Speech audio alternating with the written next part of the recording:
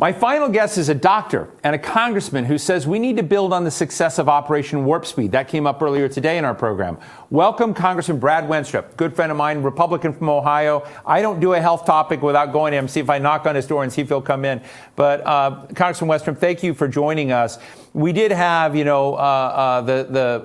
Wes Wheeler, the president of UPS Healthcare, also talk about General Perna, Operation Warp Speed, the infrastructure that got set up. And he said that was really vital to UPS getting there in a program where we talked to CVS Caremark as well and their chief medical officer. And there is this debate right now about, okay, what was in place, what wasn't in place. Some say nothing was in place, but, Wes mentioned this. So I know that you are a fan of Operation Warp Speed. You think we need to build on that, not run away from it. But tell us, as we look at this in this, anchor moment, what are the blind spots we have in this conversation that we need to get over? Well, thanks. First of all, thanks for having me on, Steve. I appreciate it. You look like you're hanging in there pretty well because I know you've been going at this for a while today. So I give you credit. So stay healthy. We need you out there to help share these types of messages from all different angles. And, let me just talk for a second about Operation Warp Speed and get into your question there. I can tell you as a physician, it's really pretty amazing and marvelous that we are at this point, that we were able to get a vaccine or two, as the case may be, maybe soon to be 4, within a year's time. It's really pretty impressive. The soonest we've ever gotten one done before is 4 years. And I think all those that are involved in the medical community and especially involved with this process that took place, we see that we have the capabilities and the wherewithal sometimes in this country to do amazing things and do them fast. Are there going to be glitches? Sure there are. But think about what took place. This was a whole of America type of event. You talk about all the way to UPS and everything else. The volunteers that got in these trials, the tens of thousands that volunteered so that we could come up with something that can be a preventive for people. And through this whole process, something that you've touched on is trust. So where's one of the holes that we need to plug? And it probably is trust. I think that's a big one. I always, when I first ran for Congress, I've been in the military since 1998, did a year in Iraq. And I always said, when I'm out and about and I'm in my uniform, I can tell people trust me.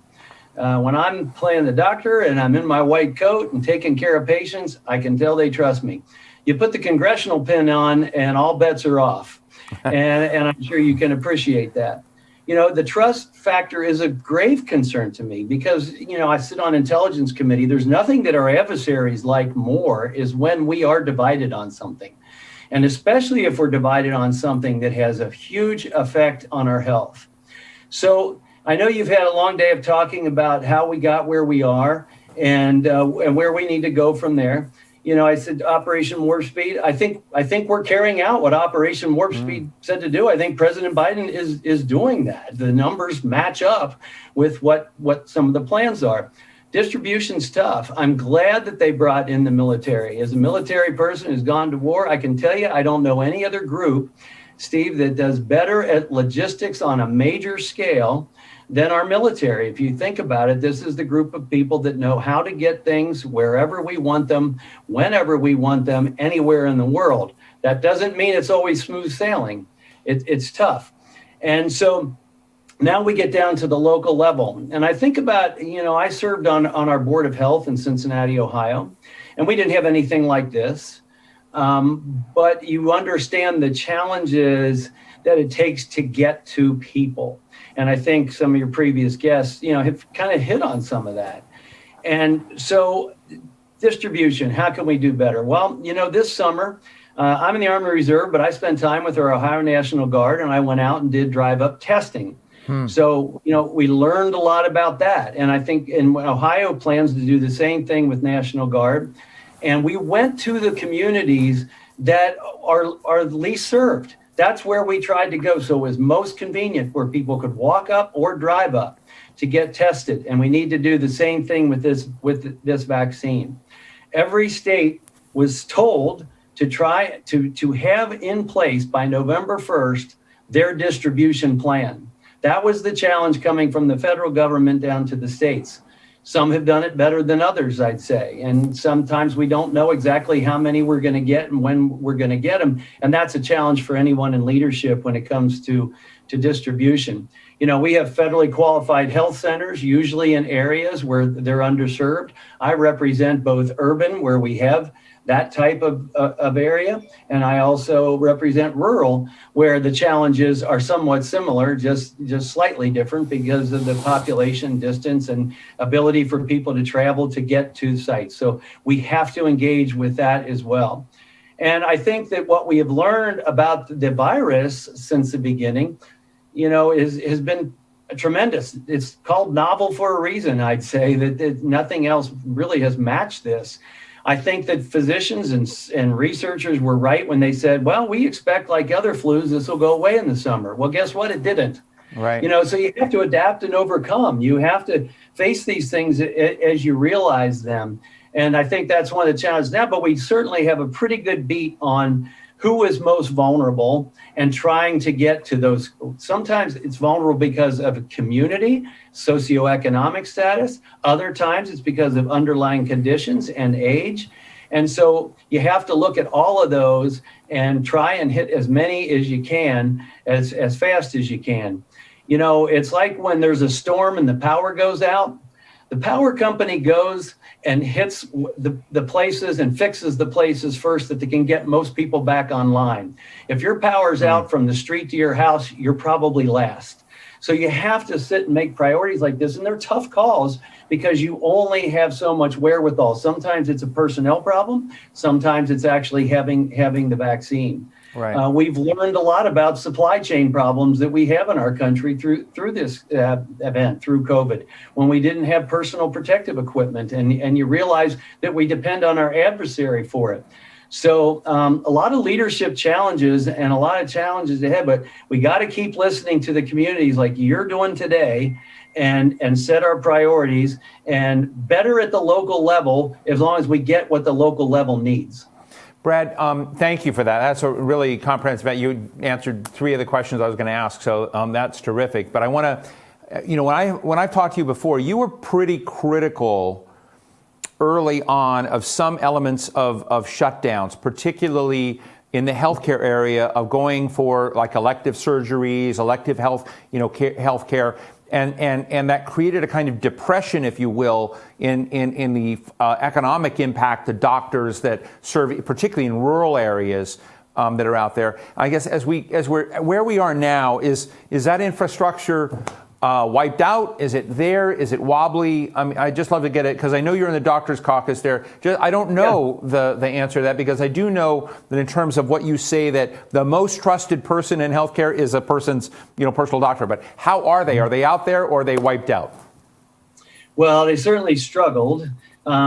Practices struggled. Some ended up leaving in the rural areas and joining large healthcare systems, or moving more towards the urban setting or closer to it, and becoming part of a hospital system. So there were changes like that. The desire is out there. As I go through my community, I think they've done pretty well. My rural hospitals have set up plans, and I'll give you an example. So one of my rural hospitals, you go through the first couple of months of this, and they had no cases, yet they were shut down. So economically, they were really struggling because they weren't even seeing COVID patients. Then when they started seeing COVID patients months into this, and they worried about their skilled nursing facilities and nursing homes and this and that, what they did is they sent a nurse practitioner to round on the patients every day. That came from the hospital themselves. They took that on, because they don't have as large numbers in that rural community. But finding new ways to try and be on top of things has been helpful. Everyone is eager to distribute and to administer the vaccine to as many people as possible. And as the numbers grow, manufacturing is a problem. Manufacturing, we saw, was a problem just for masks for us. But I will say we were more prepared than we've ever been with manufacturing, considering that when you get to phase 3, 100 million doses were automatically made. The risk was you throw it away if you're not approved, and the benefit is you have a start. So Right. everything was trying to be in advance of the next phase. It doesn't mean it wasn't without challenges, but we've done better than ever before. And through this experience, I think we'll do even better in the future. You touched on one thing that it's important for all of us to remember, and I think some of your guests have alluded to this today, that when we had the nation really just focusing on the virus and having to, for supply reasons, et cetera, say we've got to shut down everything. And also because of a lot of unknowns, we shut down a lot of other healthcare. It led to a lot of unintended consequences. And we always have to be looking at the health of the entire nation, not just focus on one thing. The pandemic is obviously one of the highest priorities, but you can't let the other things go. And we need to be prepared to never let that happen again. Thank you. But just finally, as the administration has come in, and I've been on these daily calls listening to Jeff Zients and others, in this rollout of this, my sense is that on both sides of the aisle, there's sort of not too much controversy about this yet. I mean, so is there? Are you folks? Do you see a bipartisan consensus that's sort of largely supportive of what the Biden team is doing, or is there a lot of skepticism on your side of the aisle? Yeah, there's nothing I've seen being from the other side of the aisle that they're saying that is way off course. I do take a little debate on whether saying that they left them with nothing and right. that to me is not true. And I think Dr. Fauci has refuted that as well. And he may have done that today when he was on. But a lot was done, and let's build on that. So if you're saying we're going to administer the same number of doses that Operation Warp Speed said they wanted to do, that's great. But we really want to challenge ourselves. Let's do even more and find ways to do that, because the sooner we get to everybody, the better. And if I can touch on one other thing, too, Sure. From your previous guest, it's been important in my community to go to the areas that usually feel like they're left out or where there is greatest distrust. And, in our area, we've engaged with the leadership of African-American physicians to be out there and, lead the testing and lead the vaccinations as well, to develop that trust that understandably some people don't have. But I always found in my practice, which we had a very multicultural practice, that you have the one-on-one relationship and there's trust there.